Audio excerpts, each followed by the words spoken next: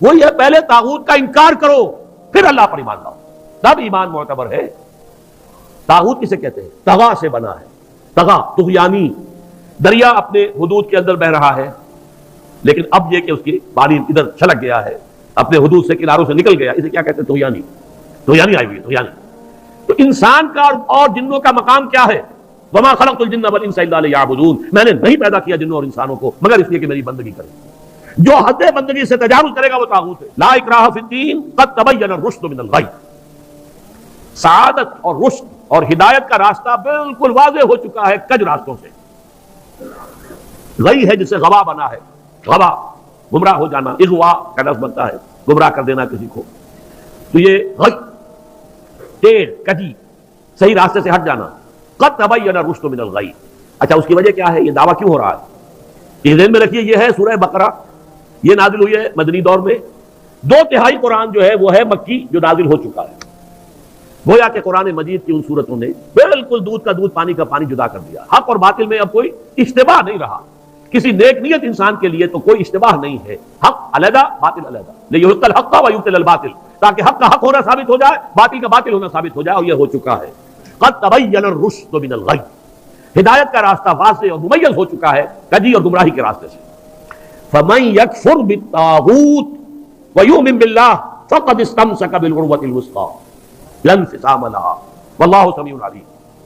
تو جو شخص بھی طاغوت کا کفر کرے گا، انکار کرے گا، طاغوت کے خلاف بغاوت کرے گا اور ایمان لائے گا اللہ پر، یہ اہم ترین مقام ہے اس اعتبار سے کہ جیسے میں نے اس سے پہلے بھی دیکھا، لا الہ الا ہو، لا الہ پہلے ہے، الا ہو بعد میں آتا ہے، نفی اس بات، اسی لیے بعض جو ہمارے سلسلے تصوف کے ہیں اس میں جو ذکر ہوتا ہے لا الہ الا اللہ، اسے نفی اس بات کا ذکر کہتے ہیں، لا الہ الا اللہ، الا پر وہ ضرب لگاتے ہیں قلب کے اوپر، جس سے ایک خاص قسم کی کیفیت پیدا ہوتی ہے، ایک نفسیاتی کیفیت حاصل ہوتی ہے۔ تو پہلے نفی ہے پھر اس بات، وہی ہے پہلے طاغوت کا انکار کرو پھر اللہ پر ایمان لاؤ، تب ایمان معتبر ہے۔ طاغوت کسے کہتے ہیں؟ طغا سے بنا ہے، طغا طغیانی، دریا اپنے حدود کے اندر بہ رہا ہے لیکن اب یہ کہ اس کی پانی ادھر چھلک گیا ہے، اپنے حدود سے کناروں سے نکل گیا، اسے کیا کہتے ہیں؟ طغیانی، طغیانی آئی ہوئی ہے، طغیانی۔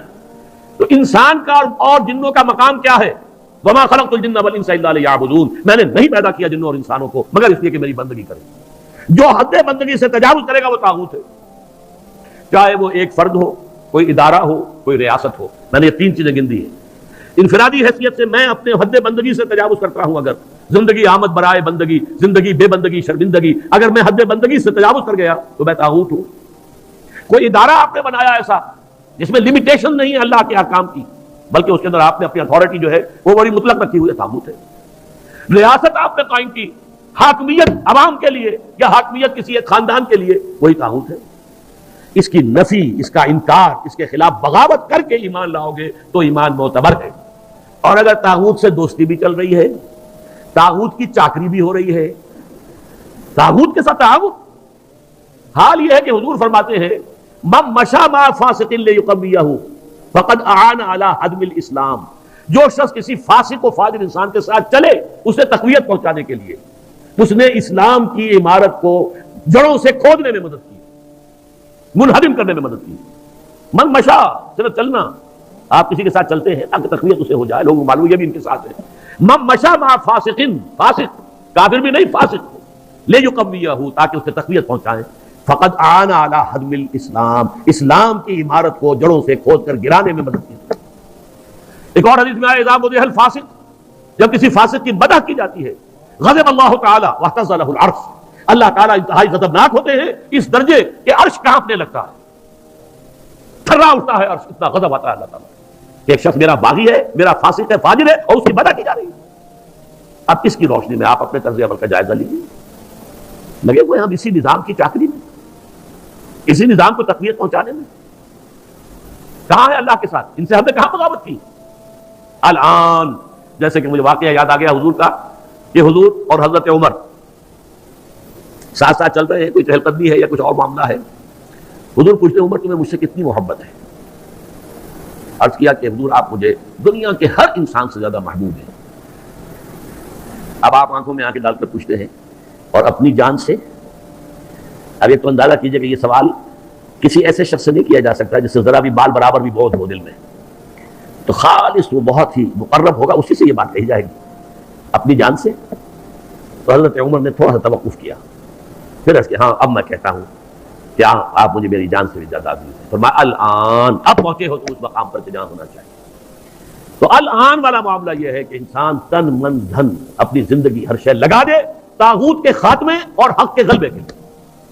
وہ ہے جہاں سے بات شروع ہوئی تھی، لگا دو، کھپا دو، صرف کر دو۔ یا ایھا الذین آمنوا انفقوا مما رزقناکم من قبل ان یاتی یوم لا بیع فیہ ولا خلۃ ولا شفاعۃ والکافرون هم الظالمون۔ اس روش کو اختیار کرنے سے انکار کرنے والے ہی تو کافر اور ظالم اور مشرک ہیں۔ تو اپنے ایمان کو آپ تول لیجئے کہاں کھڑے ہیں، طاغوت کے ساتھ آپ کی روش کیا ہے۔ بہرحال من یکفر بالطاغوت ویؤمن باللہ فقد استمسک بالعروۃ الوثقی، جس نے کہ طاغوت کا کفر کیا، طاغوت سے بغاوت کی اور اللہ پر ایمان لایا، اس نے مضبوط کنڈے کو پکڑ لیا ہے۔ یہ جو نقشہ ہے یہاں پر، اس کو تمثیل سے سمجھ لیجئے۔ سمندری جہاز پہ فرض کیجئے کچھ عرصے پر کھڑا ہوا ہے، کوئی ہچکولا ایسا آیا کہ گر گیا سمندر میں، اور آپ کو معلوم ہے کہ اس کے ساتھ کنڈے لگے ہوتے ہیں۔ اگر کوئی کنڈا اس کے ہاتھ میں آ جائے، فرض کیجئے تیرنا ویرنا نہیں جانتا غریب، کنڈا ہاتھ میں اگر آ گیا تو کنڈا کبھی نہیں چھوڑے گا وہ، اس لیے کہ اس کنڈے کے ساتھ اس کی جان وابستہ ہے۔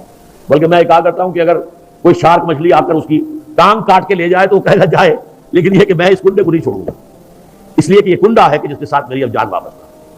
اسی طریقے سے گویا کہ انسان اپنی حفاظت اور تحفظ کے لیے وَمَن يَكْفُرْ بِالطَّاغُوتِ وَيُؤْمِن بِاللَّهِ فَقَدِ اسْتَمْسَكَ بِالْعُرْوَةِ الْوُثْقَىٰ، اس کا ہاتھ اس مضبوط کنڈے پر آ گیا کہ جس کے بعد اس کی گمراہی نہیں ہے۔ لَنْ انفصام لَهَا، جیسے کنڈا مضبوط ہے، وہ اپنی جگہ سے نکلنے والا نہیں ہے، وہ ہٹنے والا نہیں ہے، جگہ چھوڑنے والا نہیں ہے، ٹوٹنے والا نہیں ہے۔ لَنْ انفصام لَهَا، ایسا کنڈا اس پر اس کا ہاتھ آ گیا ہے۔ واللہ سمیع علیم، اللہ تعالیٰ سب کچھ سننے والا، سب کچھ جاننے والا ہے۔ یہ سمیع علیم تنوین کے ساتھ یہ صفات ہے۔ السمیع ہوتا تو اللہ کا نام ہو جاتا، العلیم ہوتا تو اللہ کا نام ہو جاتا۔ اللہ ولی الذین آمنوا یخرجہم من الظلمات الی النور۔ دیکھیے ترک موالات کی میں نے بات کی تھی نا، اب یہاں ولایت آ گئی ہے۔ اللہ ولی ہے، پشت پناہ ہے، مددگار ہے، محافظ ہے، حمایتی ہے اہل ایمان کا۔ یعنی یہ جو کشاکش ہوگی اب حق و باطل کے مابین، طاغوت کے خلاف تمہیں جہاد کرنا ہے، کفر کرنا ہے، احقاق حق ابطال باطل کی جدوجہد کرنی ہے، تو تمہیں کسی کا سہارا درکار ہے، اللہ کا سہارا، اللہ کی مدد۔ جیسے حضور سے بھی کہا گیا فاصبر وما صبرک الا باللہ، اے نبی صبر کیجئے اور آپ کا صبر تو اللہ ہی کے سہارے پر قائم ہے، قوت تو آپ کو اللہ سے ملتی ہے۔ مسلمانوں سے کہا گیا واستعینوا بالصبر والصلاۃ، مدد حاصل کرو صبر سے بھی اور نماز سے بھی۔ تو اسی طرح فرمایا اللہ کی مدد شامل حال رہے گی۔ اللہ ولی الذین آمنوا، اللہ ولی ہے اہل ایمان کا۔ اور یہ رشتہ جو ہے موالات باہمی یا جسے ولایت باہمی کہتے ہیں، یہاں بھی ذرا سمجھ لیجئے، دو لفظ ہیں ہمارے ہاں، لوگ اس کو ایک دوسرے میں کنفیوز کر دیتے ہیں۔ ایک ولایت ہے، ولایت واو کے زبر کے ساتھ، یہ والی سے بنا ہے، والی، والی دمشق یعنی حاکم دمشق، تو ولایت کہتے ہیں حکومت کو، اور ولی سے بنا ہے ولایت، ولایت باہمی۔ جیسے اللہ یہاں دوست ہے اہل ایمان کا، اہل ایمان دوست ہے اللہ کے۔ الا ان اولیاء اللہ لا خوف علیہم ولا هم يحزنون الذین آمنوا وكانوا يتقون لهم البشرى فی الحیات الدنیا والآخرہ۔ آگاہ ہو جاؤ کہ اللہ کے دوست جو ہیں یعنی اہل ایمان، ان کے لیے نہ خوف ہے اور نہ کوئی حزن ہے۔ اور یہ کون ہے؟ یہ ولی کوئی علیحدہ نوع نہیں ہے، کوئی سپیشیز علیحدہ نہیں، انسانوں ہی میں سے ہوتے ہیں، ان کے سروں پر کوئی سینگ نہیں ہوتے، عام انسان ہوتے ہیں۔ البتہ کیا؟ الذین آمنوا وكانوا يتقون، ایمان اور تقوی، ایمان لائے اور ایمان حقیقی، اور تقوی ہے انہیں پش کر رہا ہے۔ ثم تقوا وآمنوا ثم تقوا واحسنوا واللہ يحب المحسنین۔ یہ ایمان اور تقوی ہے تو وہی اللہ کا ولی ہے۔ الا ان اولیاء اللہ لا خوف علیہم ولا هم يحزنون الذین آمنوا وكانوا يتقون لهم البشرى فی الحیات الدنیا والآخرہ، ان کے لیے تو بشارت ہی بشارت ہے دنیا کی زندگی میں بھی اور آخرت میں۔ تو وہ ہے ولایت، اللہ کے بندے اللہ کے ولی ہیں، صاحب ایمان۔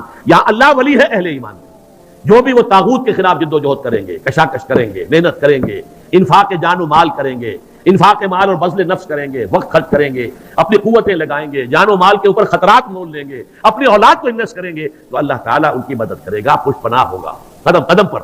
اللہ ولی الذین آمنوا یخرجہم من الظلمات الی النور، اور وہ انہیں نکالتا رہتا ہے اندھیروں سے روشنی کی طرف۔